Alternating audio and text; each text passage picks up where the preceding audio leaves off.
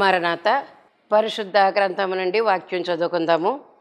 దానియేలు గ్రంథము 1వ అధ్యాయము 20వ వచనము. రాజు వీరి యొద్ద విచారణ చేయగా జ్ఞాన వివేకముల సంబంధమైన ప్రతి విషయములో వీరు తన రాజ్యమందంతటా నుండు శకునగాండ్ర కంటెను గారడీ విద్య గల వారందరి కంటెను 10 అంతలు శ్రేష్ఠులని తెలియబడెను. ఈ దానియేలు కోరెషు ఏలుబడిలో మొదటి సంవత్సరం వరకు జీవించెను. దేవుడు తన పరిశుద్ధ వాక్యమును దీవించును గాక. ఆమేన్. కడపటి బూర మ్రోగగనే కనురెప్ప పాటున మారుదువా వడిగా మేఘాసీనుడవై నడియాకాశము పోగలవా గొర్రె పిల్ల సంఘమా క్రీస్తురాజు సంఘమా గొర్రె పిల్ల సంఘమా క్రీస్తురాజు సంఘమా రారాజునెదుర్కొనగలవా రారాజునెదుర్కొనగలవా ఓ సంఘమా సర్వాంగమా పరలోక రాజ్యపు ప్రతిబింబమా మెస్సయ్యను ఎదుర్కొనగా నీతిని అలంకరించి సిద్ధపడుమా ఓ సంఘమా వినుమా. కొన్ని స్తుతులు చెప్పుకుందాము. నాతో కలిసి చెప్పండి. మా పితరుల దేవా నీకే స్తుతులు స్తోత్రములు. యెహోవా నీకే స్తుతులు స్తోత్రములు. నీవు ఆకాశమందు దేవుడవై ఉన్నావు గనుక నీకే స్తుతులు స్తోత్రములు. అన్యజనుల రాజ్యంలోని ఏలువాడా నీకే స్తుతులు స్తోత్రములు. బాహుబలము గల దేవా నీకే స్తుతులు స్తోత్రములు. పరాక్రమ గల దేవా నీకే స్తుతులు స్తోత్రములు. నిన్ను ఎదిరించుటకు ఎవరికి నీ బలము చాలదు గనుక నీకే స్తుతులు స్తోత్రములు. అబ్రహాము యొక్క సంతతికి దీనిని శాశ్వతంగా ఇచ్చిన తండ్రి నీకే స్తుతులు స్తోత్రములు. మా దేవా మా శత్రువులకు తీర్పు తీర్చు దేవా నీకే స్తుతులు స్తోత్రములు. మా మీదకి వచ్చు ఈ గొప్ప సైన్యముతో యుద్ధము చేయుటకు శక్తి చాలకపోయినను శక్తినిచ్చువాడా నీకే స్తుతులు స్తోత్రములు. ఏమీ చేయుటకు తోచనప్పుడు సహాయము చేయి దేవా నీకే స్తుతులు స్తోత్రములు. నీవే మా దిక్కు గనుక నీకే స్తుతులు స్తోత్రములు. ఈ గొప్ప సైన్యమునకు మీరు భయపడకుడి జడియకుడి అని యెహెజ్కేలు ప్రవక్తతో చెప్పించిన తండ్రి నీకే స్తుతులు స్తోత్రములు. ఈ యుద్ధం మీరు కాదు దేవుడే అని తెలిపిన తండ్రి నీకే స్తుతులు స్తోత్రములు. యెహోవా దయచే రక్షణను మీరు చూచెదరని తెలిపిన తండ్రి నీకే స్తుతులు స్తోత్రములు. భయపడకుడి జడియకుడి అని చెప్పిన తండ్రి నీకే స్తుతులు స్తోత్రములు. రేపు వారి మీదికి పోవుడే అన్న తండ్రి నీకే స్తుతులు స్తోత్రములు. యెహోవా మీతో కూడా ఉండును అని తెలిపిన తండ్రి నీకే స్తుతులు స్తోత్రములు. ధైర్యం తెచ్చుకున్న యెహోషాపాతు చెప్పిన మాటలను బట్టి మీకు వందనాలు. మీ దేవుడిని యెహోవాను నమ్ముకొనుడి అని చెప్పించిన తండ్రి నీకే స్తుతులు స్తోత్రములు. అప్పుడు మీరు స్థిరపరచబడుదురు అని చెప్పిన తండ్రి నీకే స్తుతులు స్తోత్రములు. ఆయన ప్రవక్తలను నమ్ముకొనండి అని చెప్పిన తండ్రి నీకే స్తుతులు స్తోత్రములు. అప్పుడు మీరు కృతార్థులగుదురని చెప్పిన తండ్రి నీకే స్తుతులు స్తోత్రములు. యెహోషాపాతు రాజ్యం నిమ్మలపరిచిన తండ్రి నీకే స్తుతులు స్తోత్రములు. ఉజ్జియాను అజర్యా నిన్ను ఆశ్రయించినంత కాలము అతన్ని వర్ధిల్ల చేసిన తండ్రి నీకే స్తుతులు స్తోత్రములు. ఉజ్జియాకు సహాయం చేసిన తండ్రి నీకే స్తుతులు స్తోత్రములు. ఉజ్జియాకు అధికముగా బలాభివృద్ధినిచ్చిన తండ్రి నీకే స్తుతులు స్తోత్రములు. అతని కీర్తి వ్యాపింపచేసిన తండ్రి నీకే స్తుతులు స్తోత్రములు. అతని గుమ్మములు దిట్టపరిచిన తండ్రి నీకే స్తుతులు స్తోత్రములు. విస్తారమైన పశువులనిచ్చిన తండ్రి నీకే స్తుతులు స్తోత్రములు. అతని చేత విస్తారమైన బావులు త్రవ్వించిన తండ్రి నీకే స్తుతులు స్తోత్రములు. ఉజ్జియ స్థిరపరచబడు వరకు అతనికి ఆశ్చర్యకరమైన సహాయం కలిగించిన తండ్రి నీకే స్తుతులు స్తోత్రములు. అతని కీర్తి దూరముగా వ్యాపింపచేసిన తండ్రి నీకే స్తుతులు స్తోత్రములు. యోతాము యెహోవా దృష్టికి యథార్థంగా ప్రవర్తించినందున అతనిని బలపరిచిన తండ్రి నీకే స్తుతులు స్తోత్రములు. తమ్మును ప్రతిష్ఠించుకొనుట యందు యాజకుల కంటే లేవీయులు యథార్థ హృదయులై ఉండిరి అని వ్రాయించిన తండ్రి నీకే స్తుతులు స్తోత్రములు. హిజ్కియా పలికిన మాటలు. కరుణా కటాక్షములు గల దేవా నీకే స్తుతులు స్తోత్రములు. నీ వైపు తిరిగిన ఎడల మాయందు ప్రసన్నమగు దేవా నీకే స్తుతులు స్తోత్రములు. యెహోవా చేసిన ప్రార్థన అంగీకరించి జనులను స్వస్థపరిచిన తండ్రి నీకే స్తుతులు స్తోత్రములు. యెహోవా మందిరములోనికి కానుకలను తెచ్చడం మొదలుపెట్టినప్పటి నుండి మేము సమృద్ధిగా భోజనము చేసినాను చాలా మిగులుచున్నదని వ్రాయించిన మాటను బట్టి దేవా నీకే స్తుతులు స్తోత్రములు. ఇంత గొప్ప రాశి మిగిలినదని వ్రాయించిన తండ్రి నీకే స్తుతులు స్తోత్రములు. ఇసుకి ఆరంభించిన ప్రతి పని హృదయపూర్వకంగా చేసినందున వర్ధిల్ల చేసిన తండ్రి నీకే స్తుతులు స్తోత్రములు. మాకు సహాయం చేయి తండ్రి నీకే స్తుతులు స్తోత్రములు. మా యుద్ధములను జరిగించుటకు తోడయుండి తండ్రి మీకే స్తుతులు స్తోత్రములు. మా స్తుతులు స్తోత్రములు యేసు నామమున అంగీకరించమని అడుగుచున్నాను పరమ తండ్రి, ఆమేన్. దానియేలు నిష్ట కలిగినటువంటి వాడై ఉన్నాడని ఆయన గురించినటువంటి విషయం మనము తెలుసుకుని ఉన్నాము.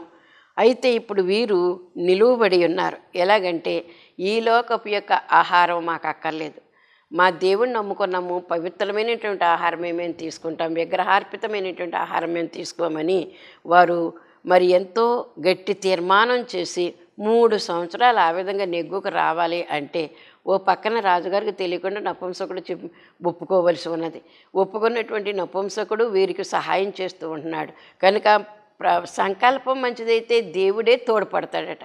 మనం సంకల్పించుకునేటువంటి ఒక సంకల్పం, ఒక ఏర్పాటు, ఒక తీర్మానం, ఒక నిశ్చయము అది మంచిదై ఉంటే కనుక దేవుడు మనకు సహకరిస్తాడు. ఎందుకంటే దేవుడు మంచివాడు గనక, ఆయనలో దౌష్ట్యం లేదు గనక, ఆయన మంచివాడు గనక మన మంచి కార్యము సఫలం సంకల్పం చేసుకుంటే కనుక దానికి ఆయనే అన్ని రకాల సహాయము కూడా ఆయనే చేస్తారు. ఆయనే మనకు కలుగు చేస్తాడు ప్రతిదీ కూడా. కనుక మనము దేవుడు మంచివాడు, మనం కూడా మంచివారమై ఉండేలాగన మన క్రియలు మంచిగా ఉంటే కనుక ఆ కార్యక్రమాలన్నీ కూడా మనము కాదు చేసేటటువంటిది, దేవుడే మనకు చేసి పెడతాడు అనేటటువంటి ఒక ఉద్దేశాన్ని మనము కలిగి ఉండాలని దేవుడు మనకు తెలియజేస్తూ ఉన్నాడు. కనుక ఇక్కడ మనకి దానియేలును గురించినటువంటి మాట మనం చెప్పుకోవాల్సి వస్తే కనుక దేవుడు న్యాయాధిపతి అనేటటువంటి మాట ఆయన పేరుకి ఒక అర్థం ఉన్నది. ఇంచుమించు యేసుక్రీస్తు ప్రభు వారి కంటే కూడా ముందుగా పుట్టినటువంటి ఈ యొక్క దానియేలు చరిత్ర, ఈ చరిత్ర ప్రవక్తల యొక్క చరిత్ర యేసు ప్రభు కంటే కూడా ముందు ఇంచుమించు 600-700 సంవత్సరాల ముందు చరిత్ర ఇది. అటువంటి చరిత్రను గురించినటువంటి వివరం ఇప్పుడు మనం వింటూ ఉన్నాము. కనుక ఇటువంటి పరిస్థితుల్లో ఈయన కూడా చాలా సంపన్న కుటుంబంలో నుంచి వచ్చినటువంటి వాడు. అందుకే కదా మరి రాజవంశములలో ముఖ్యులైనటువంటి వారు అని ఉంది. సంపన్న కుటుంబంలో నుంచి వచ్చినటువంటి వాడు, సమృద్ధి కలిగినటువంటి విద్య కలిగినటువంటి కుటుంబంలో నుంచి వచ్చినటువంటి వాడు. కనుక చెరపట్టబడినటువంటి వారిలో మరి వందలాది ప్రజలు ఉండొచ్చు, వందలాది మరి యువకులు ఉండొచ్చు, యూత్ ఉండొచ్చు. కానీ ఆ యూత్లో వీరు ఎంతో ప్రత్యేకించబడినటువంటి వారు. ప్రత్యేకించబడిన నలుగురిలోని మరలా దానియేలు, ముగ్గురు ఒకటై ఉంటే దానియేలు వీరికి కొంచెం మరి ఎక్కువ సూపర్లేటివ్ డిగ్రీలో ఉన్నట్లుగా మనం ఆలోచన చేసుకోవాలి. కనుక అతడు వీళ్ళని నడిపించాడేమో. ఎందుకంటే వీళ్ళకు కూడా ఇక శాస్త్రాల విద్యలన్నీ వచ్చును, కానీ దైవ విషయంలో ఉండవలసిన నిష్ఠానియమములు మరి ఇతను పాటిస్తూ ఉంటే వాళ్ళు కూడా పాటించవరేమో.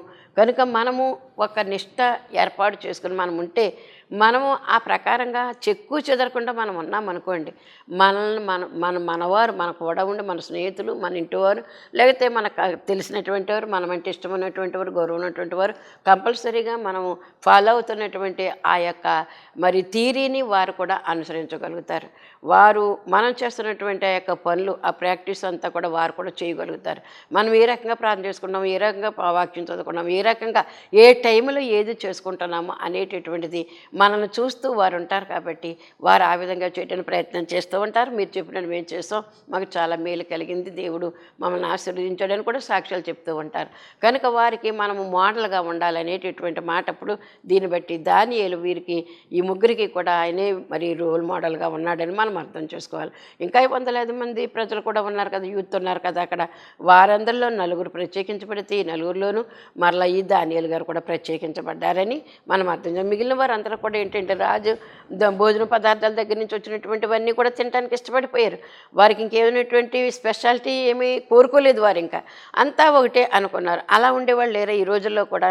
మనతో పాటు ఉంటూనే ఉంటారు, ఏం పర్వాలేదండి, ఆ విగ్రహార్పితమైన మేము తినేయగలుగుతాం, పర్వాలేదు, ఆ దిన కార్యక్రమాన్ని తినటం పర్వాలేదు అని వారు కలిసిపోయి ఆ మూస కలిసిపోయి ఉంటే కనుక ప్రత్యేకత ఏమీ లేదు, స్పెషాలిటీ ఏమీ లేదు. కనుక దేవుని బిడ్డలమైనటువంటి మనము ఒక స్పెషల్ చూపించాలి. లోకములో మన వస్త్రధారణ, మన మాట తీరు అంతా కూడా వీళ్ళు మాట్లాడుతుంటే దేవుని బిడ్డలాగా ఉన్నారని అనుకోవాలి. అంతే తప్ప మన మాటలు పరుషముగా ఉండడానికి వీల్లేదు, మన పద్ధతులు వేరుగా ఉండడానికి వీల్లేదు. లోకానికి దగ్గరగా ఉంటే కనుక దేవునికి దూరం అయిపోతూ ఉంటాం. కనుక దేవునికి దగ్గరగా ఉంటే కనుక దేవుని మాటలు, దేవుని ఊహలు, దేవుని పలుకులే మనలో నుంచి వస్తూ ఉంటాయని మనం దీన్ని బట్టి అర్థం చేసుకోవాల్సినటువంటి వారమైన. ఎప్పటికప్పుడు ఎక్కడికక్కడే యోసేపుని గురించి నేర్చుకున్నాం, ప్రత్యేకించబడ్డాడు. మోషే గురించి నేర్చుకున్నాం, ప్రత్యేకించబడ్డాడు. దావీదు ప్రత్యేకించబడ్డాడు. అందరూ కూడా దేవుని భయభక్తులైనటువంటి వారందరూ కూడా ప్రత్యేక రీతిలో వారు ఉన్నారు. లోకానికి అంటి ముట్టనట్లుగా ఉన్నారు. తామరాకు మీద నీటి బొట్టు వలె ఉన్నారు. నీటిలో ఉన్న తామరాకే, కానీ ఆ నీటి బొట్టు తామరాకు మీదకు వస్తే కనుక ముచ్చులా మెరుస్తుంది, కానీ ఆకుకు అంటించుకోదు. లోకంలో మనం జీవిస్తూనే ఉన్నాం, కానీ లోకం మనలోనికి రాకుండా చూసుకునేటటువంటి బాధ్యత మరి మన మీదే ఉన్నది. ఎందుకంటే వింటున్నాం కదా, మంచిదారి ఏదో చెడ్డదారి ఏదో చూసుకుంటున్నాం కదా. అందుకే నిష్ట కలిగినటువంటి బిడ్డలై ఉన్నారు కనుక వీరి నిష్టను గురించినటువంటి విషయం. అందుకే వీరు కూడా ఏదైనా శోధన వచ్చినప్పుడు ఆ నిమిషంలోనే ప్రార్థన చేస్తారట.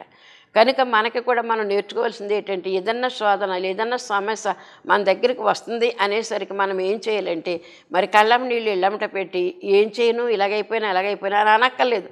మన మనవులో ఆలకించేటటువంటి దేవుడు, రహస్యమందున్నటువంటి దేవుడు నీకు ఉన్నాడు, లేడా ఉన్నాడు. మత్తయి సువార్త 6వ అధ్యాయంలో మనం చూసినట్లయితే కనుక నువ్వు తలుపు వేసుకుని నీ తండ్రికి రహస్యమందున నీ తండ్రికి రహస్యంగా ప్రార్థించి రహస్యంగా ఉన్నటువంటి తండ్రికి ప్రతిఫలం ఇస్తాడని చెప్పి ఎంత చక్కగా రాయించారు.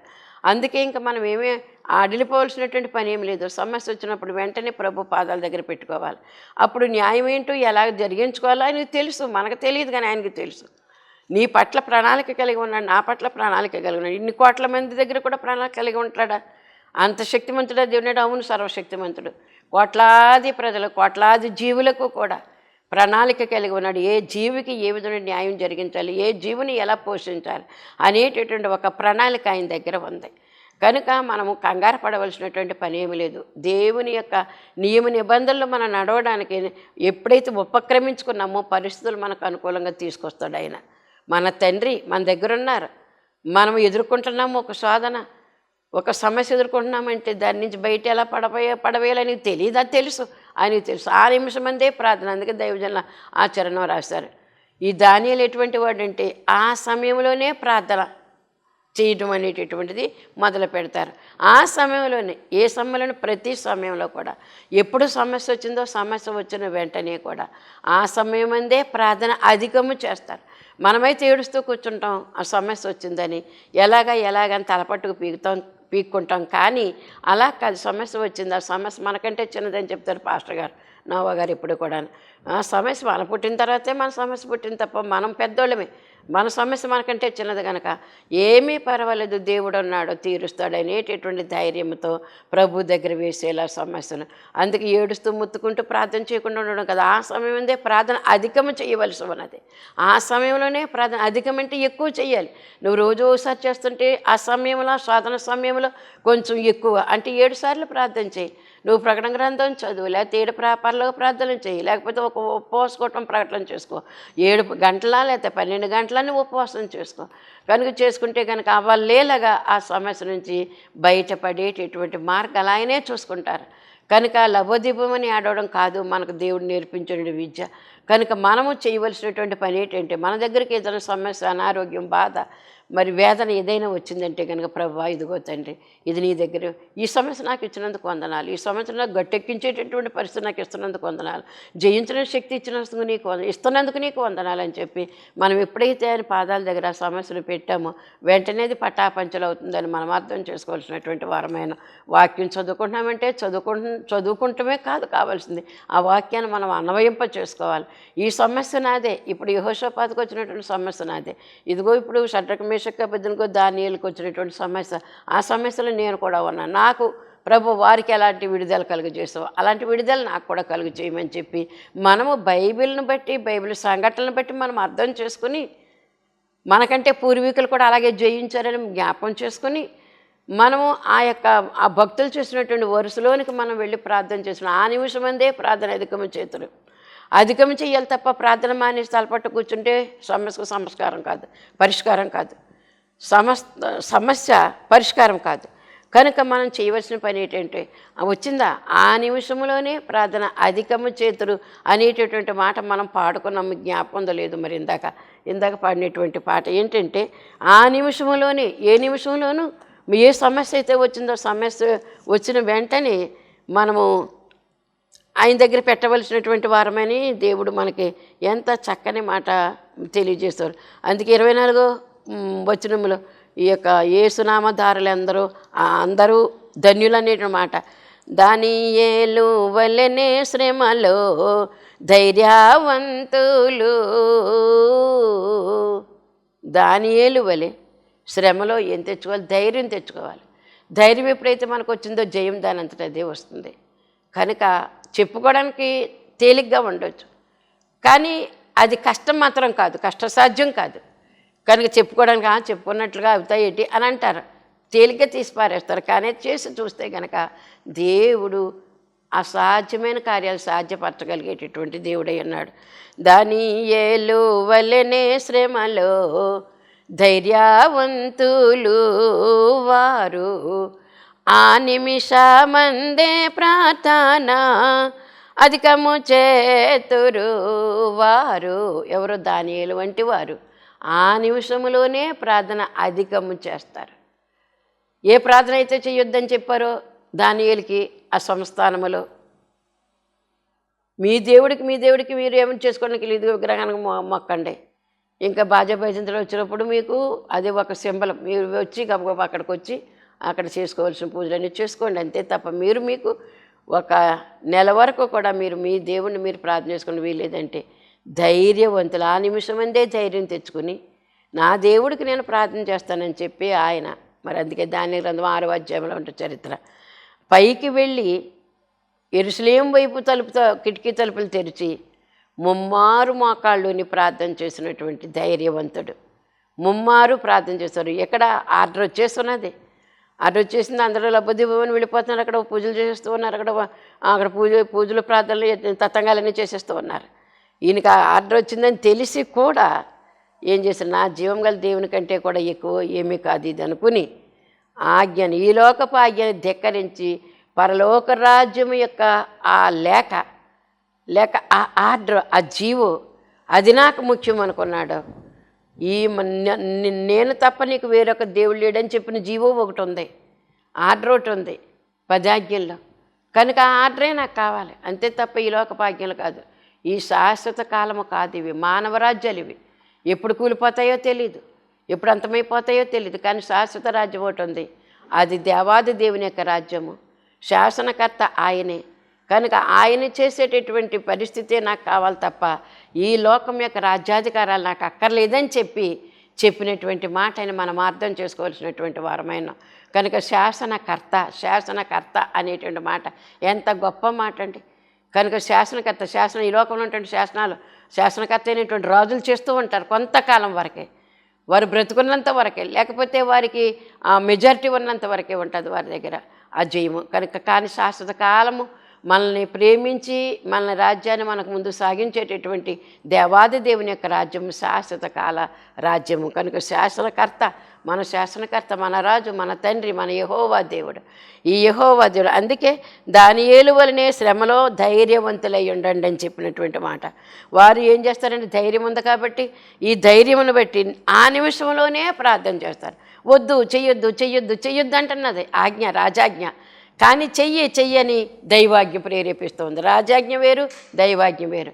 కనుక ఎంతోమంది రాజులు ఉంటారు, రాజులందరూ కూడా ఆజ్ఞలు ఇస్తూ ఉంటారు. కానీ అయితే ఈ రాజులకు రాజు అయినటువంటి రాజాది రాజు యేసుక్రీస్తు ప్రభువారు, యెహోవా దేవుడు. ఆయనను చూసి ఆ నిమిషంలోనే ప్రార్థన అధికము చేసుకోవాలి, ప్రార్థన అధికము చేయవలసినటువంటి వారమైన. అందుకే మహిమ నుండి అధిక మహిమలోనికి వెళ్ళాలి మనము. మన యొక్క ప్రార్థనా స్థితి, మన యొక్క విశ్వాస జీవితం యొక్క ఈ స్థితిగతులన్నీ కూడా ఎలా ఉండాలంటే ఉన్నంతలోనే ఉండడం కాదు, 30 అంతల నుంచి 60 అంతలు, 60 అంతల నుంచి 100 అంతలు, 100 అంతల నుంచి 100 అంతలు మించిన పంటకు మన యొక్క అనుభవం వెళ్ళాలి. మహిమ నుంచి అధిక మహిమలోనికి వెళ్ళవలసినటువంటి వారమైనాం. కనుక ప్రియుడవు, నా ప్రాణ ప్రియుడవు అనేటువంటి మాట పరమగీతములు. ప్రియుడు నా ప్రియుడు, నా ప్రాణప్రియుడు. కనుక మన భక్తి లెవెల్స్ ఎప్పుడూ కూడా పైకి వెళుతూనే ఉండాలి, హెచ్చవుతూనే ఉండాలి తప్ప అక్కడితోటి అంతమైపోయేటటువంటిది కాదు, ఆగిపోయేటటువంటిది కాదు. ఆగిపోయే వారం కాదు, మనము సాగిపోయేటటువంటి వారమైనాం. కనుక దేవుని యొక్క నీతిలో, నిజాయితీలో మనము సాగిపోవలసినటువంటి వారమైనాం. అందుకే మన దానియేలు వలనే శ్రమలో ఏం చేయాలంటే ధైర్యముగా ఉండాలి. ధైర్యముగా ఉండి ఏం చేయాలంటే నా దేవుడు నాకు తోడై ఉన్నాడు, నాకు తోడై ఉన్నాడు, ఇంకా నాకేంటి లోటు అనేటువంటి మాట. అందుకే యోసేపు దగ్గర కూడా ఎక్కడికి వెళ్తేని మరి ఫరో దగ్గరికి వెళ్ళినప్పటికీ కూడా అక్కడ మరి సంరక్షకుడి దగ్గరికి వెళ్ళినప్పుడు కూడా అక్కడ యెహోవా అతనికి తోడైన, యెహోవా అతనికి తోడైన. చెరసాలలో వేసినప్పుడు కూడా చెరసాల అధికారి కూడా దేవుడు తోడుగా ఉండి అతని పక్షంగానే ఉన్నాడు, చెరసాల అధిపతి కూడా, అధికారి కూడా. కనుక యోసేపుకు తోడైన. కనుక నీవు దేవునితో ఉంటే దేవుని యొక్క తోడ్పాటు నీ చుట్టూ ఉండేటువంటి ప్రజల దగ్గర నుంచి నీకు తోడ్పాటు వస్తుంది, నీకు సహాయం వస్తుంది. అది మనం కథగా చెప్పుకునేటువంటిది కాదు. సజీవుడి దేవుడు నీ పక్షంగా నిలబడి కార్యం చేస్తూ ఉంటాడు, నిన్ను హెచ్చింపు చేస్తాడు, నిన్ను నలుగురిలోని కూడా నిలబెట్టుకుంటాడు. కనుక ఈ వీరి నలుగురిని కూడా అక్కడ మరి బబులోను సంస్థానంలో నిలబెట్టుకున్నాడు దేవుడు. దేవుడు పక్షంగా వారు నిలబడ్డారు కాబట్టి వారిని దేవుడు నిలబెట్టుకున్నాడు. కాబట్టి దానియేలు వలనే శ్రమలో ధైర్యవంతులు వారు ఆ నిమిషములో, అంటే శ్రమ వచ్చిన ఆ నిమిషములోనే ప్రార్థన అధికము చేతులు. కనుక ప్రార్థన అధికము చేతులు అనే మాట మీకు చెప్తూ ఉన్నాను. పాప మరి పాస్టర్ గారు పాప, రెండో పాప బెంగళూరులో చదువుతూ ఉంది. ఆ పాప కొంచెం రక్తం తక్కువగా ఉంటుంది గత ఒక 6 మాసాల నుంచి కూడా. అయినా దేవుడు సహాయం చేస్తున్నాడు. రక్తం తగ్గినా, రక్తం హెచ్చినా రక్తం సరిచేసి రంజిల్ల చేసే దేవుడు అని దైవజనులు రాశారు స్వస్థత పాటల్లో. కనుక ఆ పిల్ల గురించి కూడా మరి చరణాలు పాడుతూనే ఉంటాము. కనుక రక్తము, అందుకే ఆ పిల్లకే కదా, ఆ పిల్లలాంటి ఆ యొక్క బలహీనత కలిగినటువంటి వారు ఎంతమంది ఉన్నారో ప్రభు వారందరూ కూడా జ్ఞాపకం చేసుకొని వారందరికీ కూడా సంపూర్ణ స్వస్థ ఆరోగ్యం కలిగించమని చెప్పి మరి ప్రార్థన చేసుకోవాల్సినటువంటి వారమైన. అందుకే బాధలందన బాధ చేయొచ్చు నాదుడు నీ నాదుడుగునని దైవజనులు రాసినటువంటి మాట ఉంది. మనం బాధలో ఉన్నాం, మనం ప్రార్థన చేస్తున్నాం, ప్రభు నేను నడుము నొప్పి తీసి, నా తండ్రి నా కడుపు నొప్పి తీసి, కాలు నొప్పి తీసి, నాకున్నటువంటి బాధలను కూడా చేస్తున్నాం. కానీ అయితే దేవుడు చెప్పిన మాట ఏంటంటే మన బాధ అటుంచి నాకులాగా బాధపడేటువంటి వారు ఎంతమంది ఉన్నారో ప్రభు. ఈ అందరి ప్రపంచంలో ఉన్నటువంటి ఇలాంటి వ్యాధిగ్రస్తులందరూ కూడా, ఈ బాధపడుతున్నటువంటి వారందరూ కూడా జ్ఞాపకం చేసుకో ప్రభు అని. బాధలందరూ బాధ చేస్తాడంటే దేవుడు. అలాగే నాకు బాధ చేస్తాడు దేవుడు. కనుక నాకు నడుము పొడితోటి తలగాడు ఉంటేనే కానీ ఉండలేను. అది దానికి మళ్ళీ బెల్ట్ కూడా తెచ్చారు. ఆ బెల్ట్ కూడా పెట్టుకోవాల్సినటువంటి పరిస్థితి వచ్చింది. బెల్ట్ పెట్టుకోవడం కొంచెం అవస్థే, ఎక్కడికి వెళ్ళినా కొంచెం మనకు అనుకూలంగా ఉండదు. కనుక దేవుణ్ణి ప్రార్థన చేసుకున్నాను. నాకు ప్రార్థన చేసుకున్నాంటే నాకు తగ్గించు తండ్రి, స్వస్థ తండ్రి అని ప్రార్థన చేసి స్వస్థ ఇచ్చినందుకు వందనాలనుకుంటున్నాను. కానీ ఒక పాయింట్ దేవుడు జ్ఞాపకం చేసుకోండి, బాధలందరూ బాధ అన్నారు కదా, అలాగే చొప్పున జ్ఞాపకం వచ్చింది. ఇలాంటి నడుము పొట్టినటువంటి వారు ఎంతమంది ఉన్నారు, వారందరినీ కూడా జ్ఞాపకం చేసుకో ప్రభు అని. ఒక పావు గంట సుమారు మరి నాకు తెలిసినటువంటి ఈ నడుము పొట్టినటువంటి వారు, మోకాలు పొట్టినటువంటి వారు, వారందరినీ కూడా జ్ఞాపకం చేసిన వారందరికీ స్వస్థ, వారందరికీ స్వస్థ, వారందరికీ స్వస్థ ఇతండి. నాకు తెలియని వారు ఇంకెంతమంది ఉన్నారు, కోట్ల మంది ఉన్నారు, వందల మంది ఉన్నారు, వేల మంది ఉన్నారు. వారందరినీ కూడా జ్ఞాపకం చేసిన వారు స్వస్థత ప్రభు అని ప్రార్థన చేసి నాకు స్వస్థత ఇతండి, నాకు స్వస్థ ఇచ్చినందుకు వందనాలు, వాళ్ళందరికీ కూడా స్వస్థ ఇచ్చినందుకు నీకు వందనాలు అని స్తుతులు చేసుకున్నాను. దేవుని కృపను బట్టి చాలా మటుకి ఆ యొక్క నొప్పి నిన్న తలగడ లేకుండానే మరి రాజమండ్రి ఆ ప్రదేశాలన్నీ కూడా తిరిగి వచ్చాను. ఇంకోటి ఏంటంటే మరి అమావాస్య ప్రార్థనలో ఉదయం నుంచి సాయంత్రం వరకు కూడా కుర్చీలో కూర్చొని ఉండాలి. అందుకని చెప్పి అక్కడ కూడా కూర్చోడానికి తలగడ లేకుండా కూర్చోవలసినటువంటి పరిస్థితుల్లో నాకు దేవుడు ఎంతో స్వస్థత ఇచ్చాడని మీకు తెలియజేస్తూ ఉన్నాను. అలాగే బెంగళూరు అంటే పాపకి మరి బలహీనత వచ్చింది, హాస్పిటల్లో జాయిన్ చేశారని ఫోన్ ఎప్పుడైతే వచ్చిందో, ఆ ఫోన్ వచ్చిందని పేరు నాకు చెప్పారు. ఎందుకంటే వెంటనే నాకు చెప్పరు, కొంచెం కంగారు పడతానని. అందుకని చెప్పి వారు చెప్పారు, మెల్లిగా చెప్పారు, వెళ్తున్నాం పిల్లల్ని తీసుకొస్తామని చెప్పారు.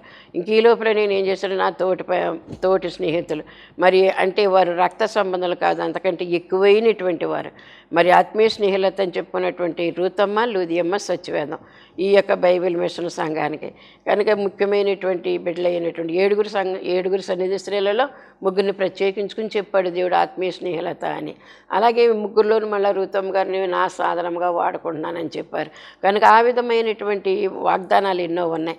మరి దేవుడు అందుకే మరి 1986లో మొదలుపెట్టినటువంటి ఫిబ్రవరి 6వ తారీఖున మొదలుపెట్టినటువంటి నిత్యసన్నిధి నేటి వరకు కూడా ఎవరు వచ్చినా ఎవరు రాకపోయినా, కరోనాలో కూడా మేమెవరో ఇక్కడికి రాకపోతే ఒక పాప సంధ్య అని చర్చి దగ్గర పాప, ఆ పాప సంధ్య అనేటువంటి పాప మరి డైలీ చదవలసినటువంటి వాక్యం, చేయవలసిన సన్నిధి క్రమము చేసేసి గబగబా ఇంట్లోకి వెళ్ళిపోయి చర్చిలోకి వచ్చి తాళాలు ఆ పిల్లల దగ్గర పెట్టుకుంది. రోజు కూడా ఇంకా మేము అక్కడి నుంచి రావడానికి మధ్యలో ఆటంకించే వాళ్ళు ఒకళ్ళు, ఏంటి నువ్వు ఎక్కడికి వెళ్ళిపోతున్నావు అనే వాళ్ళు ఒకళ్ళు, మరి కర్రలాడ్లు పెట్టేసే వాళ్ళు ఒకళ్ళు, వీధికి కూడా లాక్డౌన్ చేసేసిన ఆ పరిస్థితుల్లో కూడా మీకు తెలియజేస్తున్నాను. ఎందుకు తెలియజేస్తున్నానంటే నిష్ఠ అనేటటువంటిది. ఆ సమయం అందే ప్రార్థన అధికం చేతురు అనేటువంటి మాట. కనుక ఆ పాప వచ్చి మరి ఆ సంవత్సర కాలం కూడా ఒక్క పిల్ల, ఆ పిల్లని కూడా అడ్డు పెట్టారండి ఇంట్లో వాళ్ళు. ఎందుకమ్మా అంత వెళ్ళాలా, అంత నెసిటీయా అనేటటువంటి మాట వాళ్ళు బంధకం చేసినప్పుడు కూడా నేను వెళ్ళాలి చెయ్యాలని 1 గంట వచ్చి జస్ట్ 1 గంట ఉన్నా లేకపోయినా క్రమం అంతా కూడా చేసుకుని ప్రార్థన చేసుకుని అందరి కొరకు కూడా ప్రార్థన చేసుకుని వెళ్ళేటటువంటి అలవాటు కలిగినటువంటి బిడ్డ. ఆ విధంగా మరి బ్రేక్ లేకుండా యొక్క నిత్య సన్నిధి జరిపించుకోవడానికి దేవుడు ఇచ్చినటువంటి గొప్ప అవకాశం. నాడు మనకు నేటి వరకు కూడా. ఇప్పుడు మరి అక్కడెక్కడో కొడుకు దగ్గర కూతురు దగ్గర ఉన్నటువంటి రుతమ్ గారు కూడా ఇక్కడికి వచ్చేయటం జరిగింది. అలాగే ఎక్కడో రాజకీయంగా ఉండి మరి దూరాన్ని ఉన్నటువంటి లూదియం గారు కూడా ఇక్కడ కూడా వచ్చేసేయడం జరిగింది.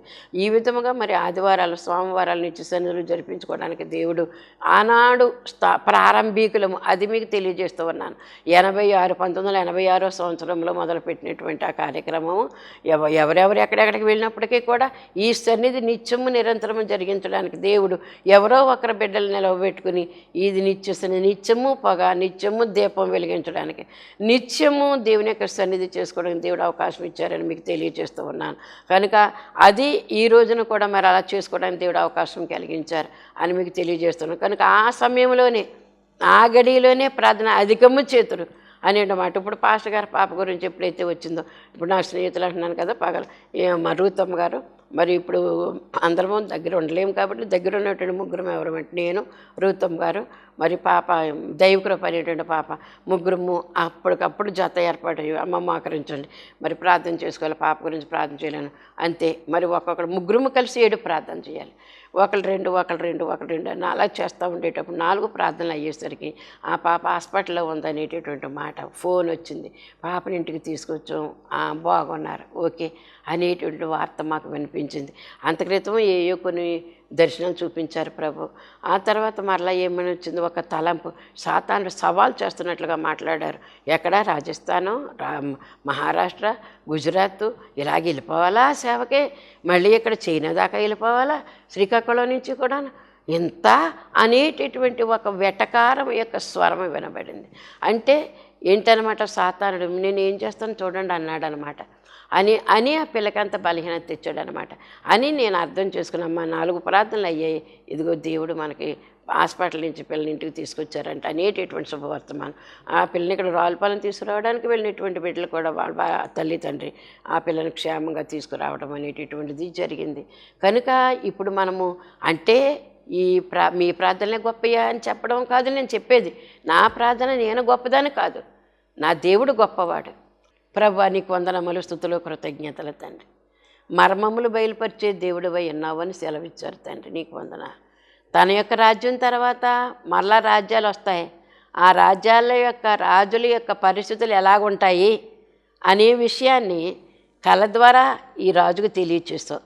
ఆ కళ మర్చిపోయినప్పుడు కూడా ఒక ప్రతిమను చూపించి ఆ ప్రతిమలో కొన్ని భాగాలు, ఆ భాగాల్లో ఉండేటటువంటి అంతరార్థము ఇవన్నీ కూడా తెలియచేయటానికి ఒక గొప్ప అవకాశము ఒక యూదుల కుర్రవాడైనటువంటి వాడికి, బానిస కుర్రవాడైనటువంటి వాడికి నువ్వు తెలియచేసి అతనిని హెచ్చింపు కలుగజేసేటటువంటి విధానం అతనికి కలుగజేస్తావు తండ్రి.